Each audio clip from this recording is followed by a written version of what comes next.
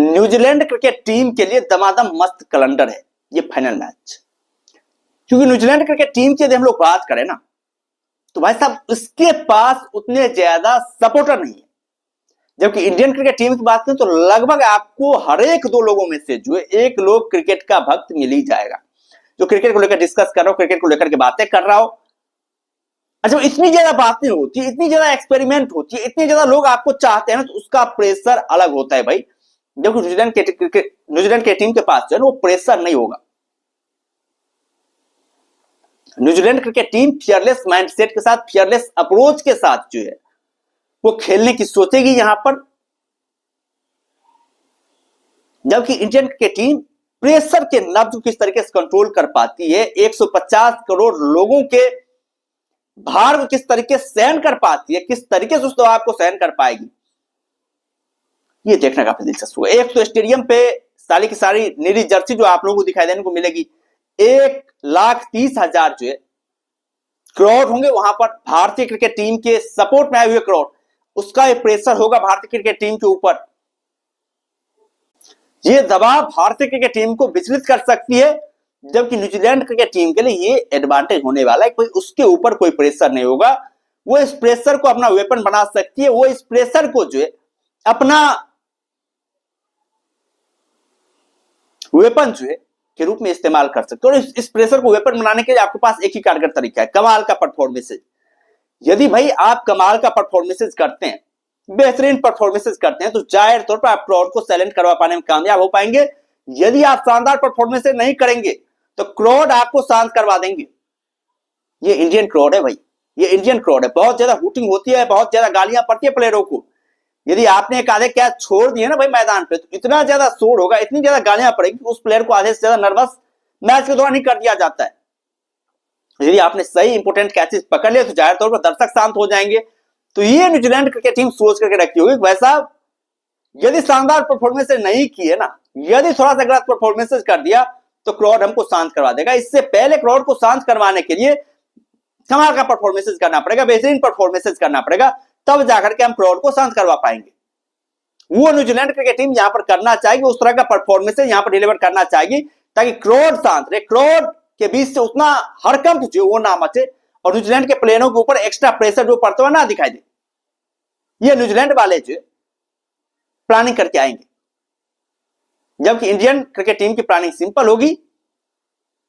Indian cricket team के पास वही planning होगी, वैसा वोटिंग ना हो, क्योंकि इंडियन क्रिकेट टीम को तो बचने कोई चांस ही नहीं है। क्योंकि यदि भारतीय क्रिकेट टीम हारती है तो जाहिर तौर पर भाई सवाल उठेंगे, बहुत ज्यादा बयानबाजी होंगी, यहाँ बहुत ज्यादा वो हो जाता है भाई, बहुत सारे वो हो जाते हैं, बहुत मतलब एक महीने तक इस बात को लेकर चर्चा चलेगा भाई साहब क्यों हारी, क्या गलती थी, किस तरह की वो थी, बड़े बड़े बयान उछाले जाएंगे, बड़ी बड़ी बातें की जाएगी, ये नहीं हुआ, वो नहीं हुआ, किंतु परंतु तथा कथित सारी की सारी चीजें जो डिस्कस होती हुई नजर आएगी।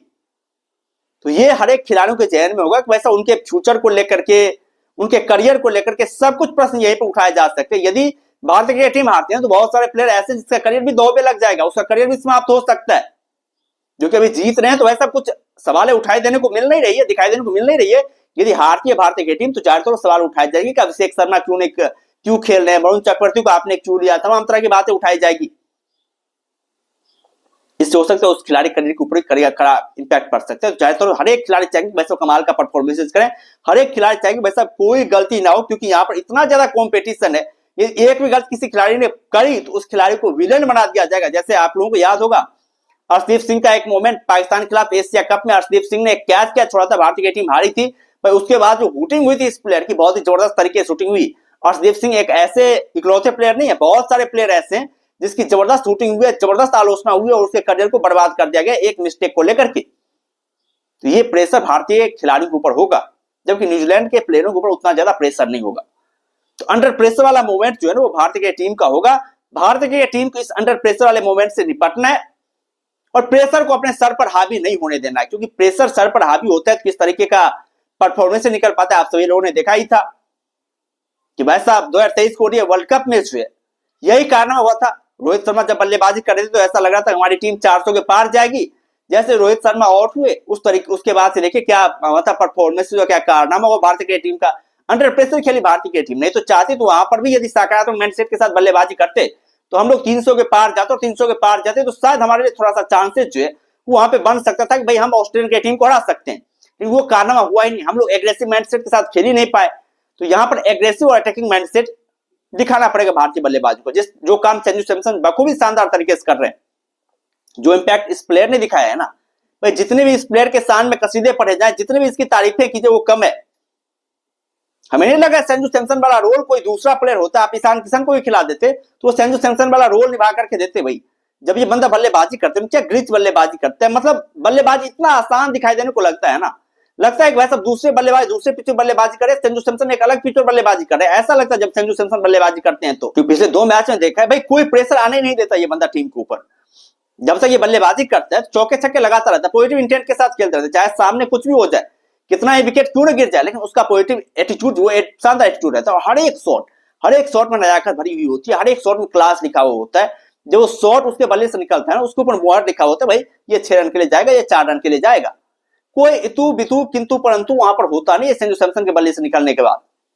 बहुत कमाल का संभाला है उस बंदे ने, बहुत गजब का संभाला है, जिसकी वजह से भारतीय की टीम 2 मैचों में संभली भी हुई है। इस रिदम को संजू सैमसन को बरकरार रखना पड़ेगा, आगे भी इस रिदम को, इस लय को जो है वो जारी रखना पड़ेगा, और बाद बाकी प्लेयरों से भी अच्छे सहयोग की आवश्यकता होगी।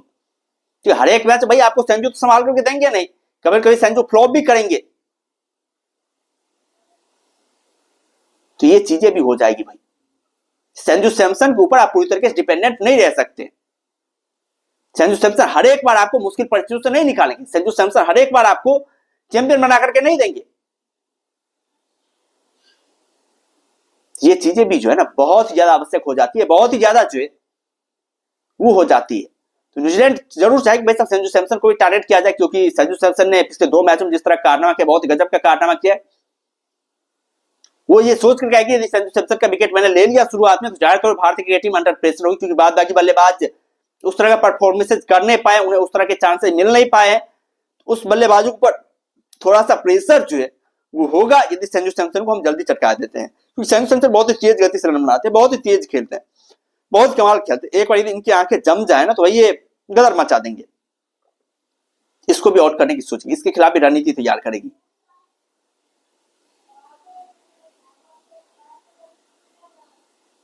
तो भाई ये सिनेरियो भारतीय की टीम के ऊपर, भारतीय की टीम आप देख लेना भाई, भारतीय की टीम अंडर प्रेशर होगी, भारतीय की टीम के पास बहुत ज्यादा प्रेशर है, सारा सोशल मीडिया का, सारे लोगों का, सारे क्राउड का।